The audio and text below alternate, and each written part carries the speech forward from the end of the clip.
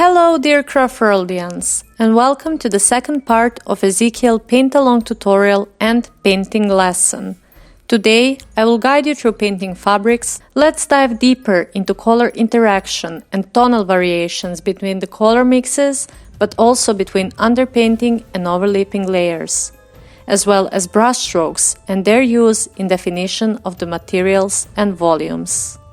Starting from Ezekiel Puff sleeves, I created a mix between primary red and Naples yellow, and I'm applying this thin layer in a thin consistency, keeping the underneath magenta visible. Remember, before I applied underpainting tones, I created a volume sketch, so the puff sleeves underpainting overlay black and white sketch, resulting in brighter tone over the white areas and darker values over the gray and black primer areas.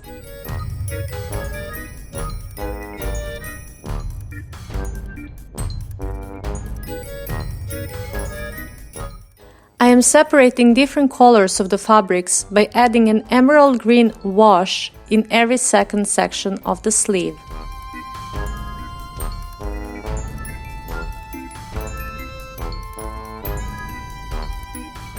While that is drying, I'm continuing to work on yellow areas.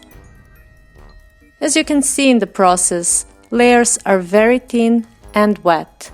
And as mentioned before applying your thin layer on a miniature surface, dry the excess water on the tissue or on the skin of your hand to check the wetness and correct the consistency. As you can notice, I'm keeping the underpainting visible in shade areas. Magenta complements the yellow tones and it creates a very nice soft contrast of this fabric. I am leaving an overlapping layer of mix between primary red and Naples yellow only over light placement areas of the yellow sections. First thing to notice is the mix. The mix of primary red and Naples yellow is focused more toward Naples, as I'm slowly building yellow tonal areas. As the layers overlap, they're shrinking in size. The transparency of the layers is still thin, but on the places where the tones repeat, overlap one onto another, transparency becomes more opaque. I'm focusing most light on the areas where the fabric is most popped out, where it bends. But I'm also spreading this light area toward the edges of the shape to boost the definition of the fabric area I'm painting. The same goes for the lower sections of the sleeve. I'm following the horizontal shape with the brushstrokes and light placement. As I'm getting to the lightest values, and to clear Naples yellow, I added just a pinch of primary yellow to Naples and added final light reflections of the fabrics.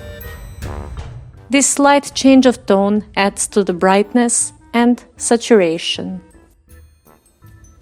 When areas where I previously added emerald green wash dried, I added a mix of magenta and primary red as a first thin layer.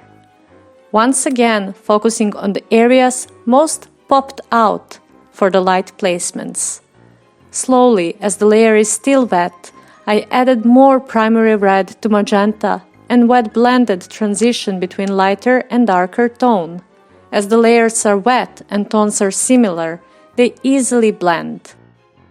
The light areas on magenta parts of the sleeves are popped out in the upper areas, keeping the lower areas affected by emerald tones. While on the yellow parts of the sleeves we have magenta shades, and those are focused in upper and lower areas of the fabric, leaving the highest light in the middle section.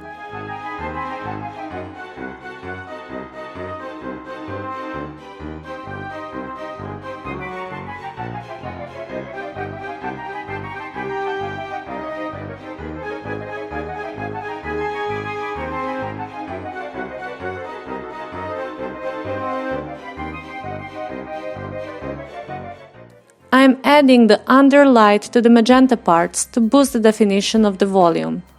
keeping the sleeve parts on overall cohesion. I hope you all enjoyed one more Ezekiel paint-along tutorial. If you printed Ezekiel and practicing these lessons as paint-along, share progress with us using hashtag #EzekielPaintAlong. Also, if you want to share your work inspired by our teachings and tutorials with us, share your works at our social medias by using hashtags from the screen. See you in the next part lesson of Ezekiel painting. Kind regards from Marko and I, and until the next one, bye bye!